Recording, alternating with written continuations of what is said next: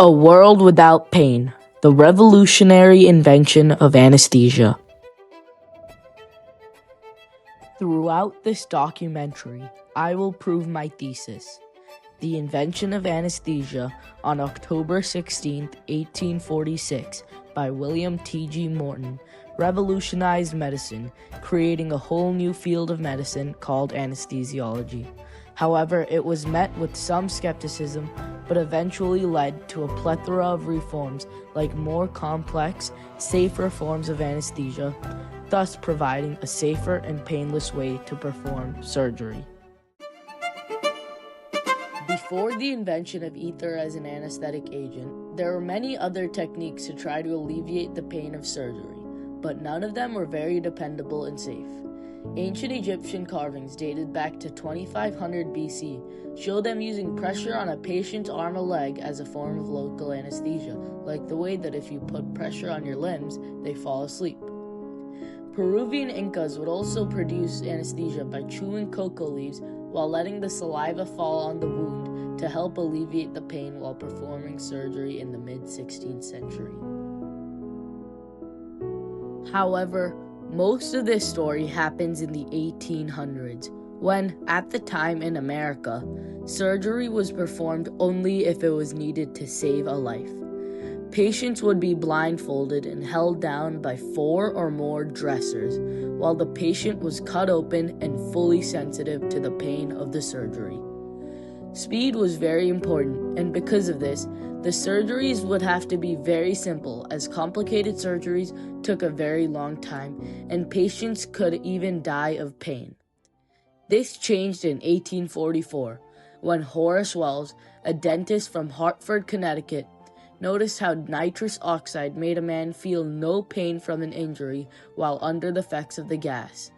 So, he began experimenting with it.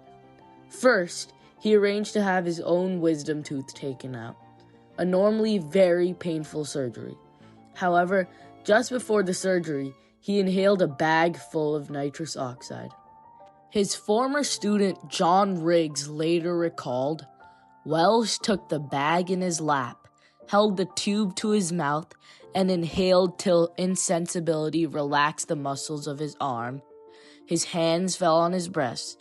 His head dropped on the headrest, and I instantly passed the forceps into the mouth, onto the tooth, and extracted it.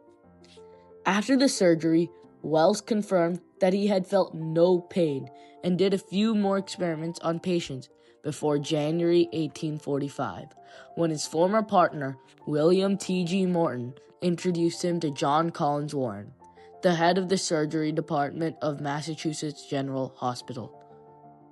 Warren arranged for Wells to present his findings to a group of Harvard medical students.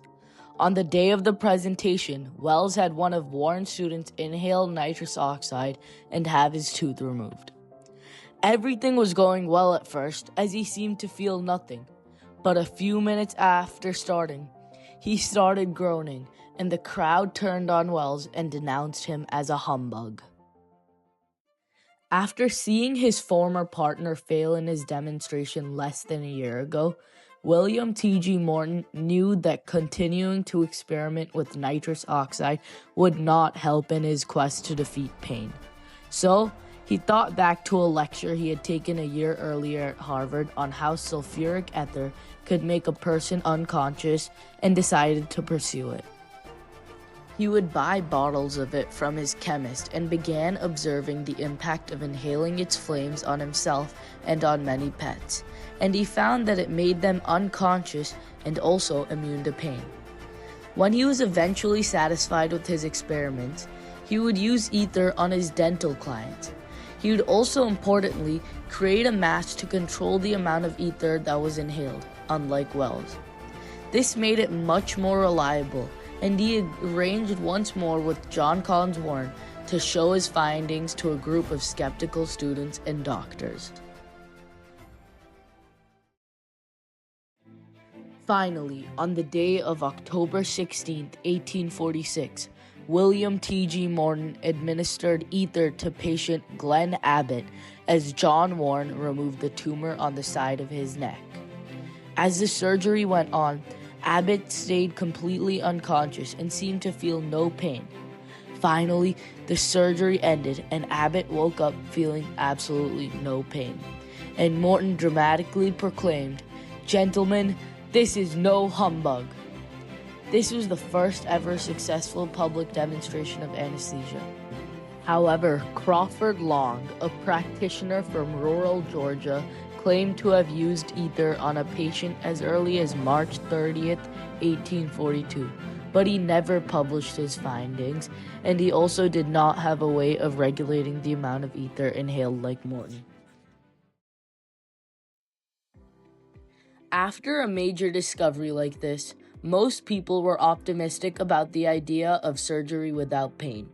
However, there were two other major reactions to the use of ether in the first few decades of anesthesia. The first reaction was the invention of chloroform. Created by Scottish obstetrician James Young Simpson, chloroform was much safer than ether, as it worked much quicker and was less flammable. Thus, chloroform started being used much more than ether. In fact, during the Civil War, the U.S. Army started issuing chloroform instead of ether, despite both being readily available. The second reaction was related to the use of anesthesia during childbirth to minimize the pain of labor, which was the most common use of chloroform. Some groups were against this use of chloroform, like the Church.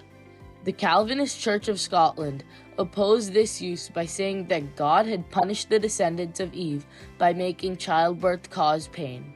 However, the opposition only became greater when Hannah Greener, a young girl, died from the misuse of chloroform during a surgery.